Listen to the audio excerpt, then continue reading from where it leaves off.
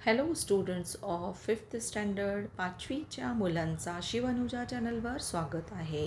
तर आज आपण बालभारतीची पहिली कविता माय मराठी हे शिकणार आहे. त्याचे अर्थ जे आहे त्या कवितेचे मी इथे तुम्हाला समजावून देणार आहे. माय मराठी तुझ्या पायी तन्मन धन मी वाहिले, तुझ्या नामी तुझ्या धामी अखंड रंगुनी राहिले.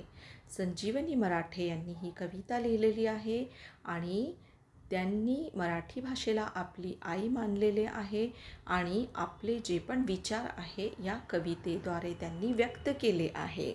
तर ते म्हणतात की माय मराठी म्हणजे मराठीला ते आपली आई असे मानत आहे आणि त्यांच्यासाठी त्यांनी तन मन धन हे वाहिलेले आहे, अर्पण केलेले आहे असे ते सांगत आहे. तर मराठीच्या मराठीच्या धामीसाठी म्हणजे मराठीच्या नाम आणि धामसाठी किंवा जागेसाठी त्यांनी स्वतःला रंगून दिलेले आहे, म्हणजे पूर्ण मराठी भाषेत ती रंगून गेलेले आहे. कष्टामधली तुझीच गोडी चाखायची मज आई, मला आवडे तुझ्या विसावा तुझीच निर्भर अंगाई.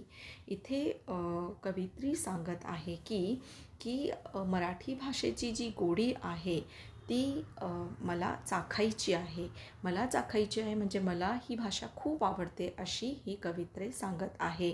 आणि मला आवडे तुझ्या विसावा तुझीच निर्भर अंगाई. तसंच कवितेच्या ओळीत लिहिलेलं आहे की कवितेच्या जे भावना आहे, मराठी भाषेत जी भावना आहे त्याचा विसावा, त्याच्यात आराम करावा आणि मराठीची जी अंगाई आहे, त्या भाषेची जी अंगाई आहे ती ऐकून झोपून जावे किंवा निजून जावे असे कवित्रीला वाटत आहे.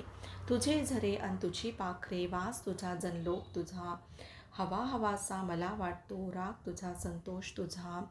तर इथे जे अर्थ आहे की तुझे झरे अन तुझी पाखरे म्हणजे ज्या मराठी बोलणाऱ्या जमिनीवर राहत आहे त्या जमिनीचे झरे, तिकडची पाखरे, तिथला जो सुगंध आहे आणि तिथले राहणारे लोक हे खूप आवडतात आहे असे कवित्री सांगत आहे.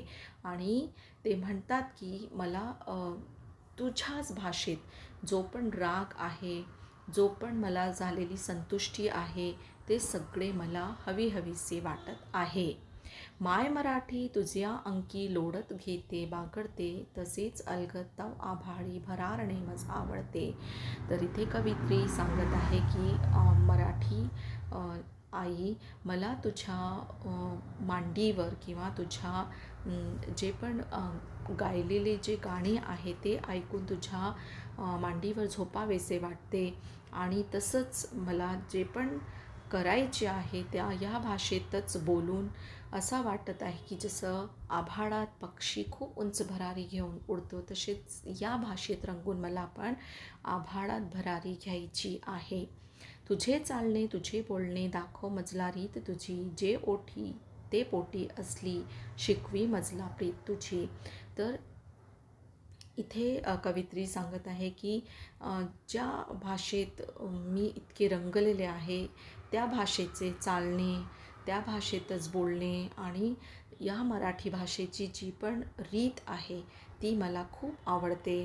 कारण या भाषेत ज्या ओठी ते पोटी म्हणजे जे पण बोलत आहे ते सुद्धा मनात आहे. इतकी प्रेमळ ही भाषा आहे, इतकी प्रेमळ ही प्रीत आहे, ती मला खूप चांगली वाटते आणि मी ते शिकून घेणार आहे अशी कवित्रीचे मत आहे. तुझ्यासाठी गुंफीत बसते मोहनमाला शब्दांची, अर्थ साजरा गंध लाजरा नवलपरी पण रंगांची.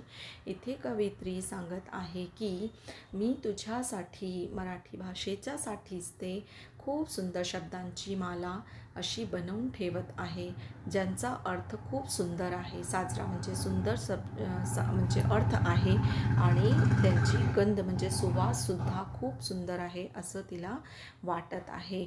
आणि ही जी मराठी भाषा आहे याच्यात खूप सारे रंग भरलेले आहे असे ते सांगत आहे. माय मराठी तुझ्यासाठी वात होऊने जडते मी, क्षणाक्षणाने कणाकणाने तुझ्या स्वरूपा मिळते मी. कवयित्री सांगत आहे की हे आई मराठी, मी तुझ्यासाठी ज्या प्रकारे एक वात जडत असते पणतीमध्ये, तशीच मी पण जडून प्रकाश देणार आहे आणि प्रत्येक क्षणात आणि प्रत्येक कणात मी तुझ्या स्वरूप बघणार आहे आणि मी म्हणून तुला आई मानत आहे. अशी ही माय मराठी माझी आहे, अशी ही कवयित्रीने सुंदर लाईन म्हणजे इथे सांगितलेली आहे. तर आय होप की तुम्हाला ही कविता समजली असेल. एकदा किंवा दोनदा तुम्ही याला समजून घ्या आणि मग आपण पुढचं लेसन्स पण अशाच प्रकारे समजून घेऊ. तर प्लीज जर तुम्हाला माझं शिकवणं आवडत असेल तर सबस्क्राईब करा, आपल्या सगळ्या मित्रमैत्रिणींना पण शेअर करा. Thanks for watching it.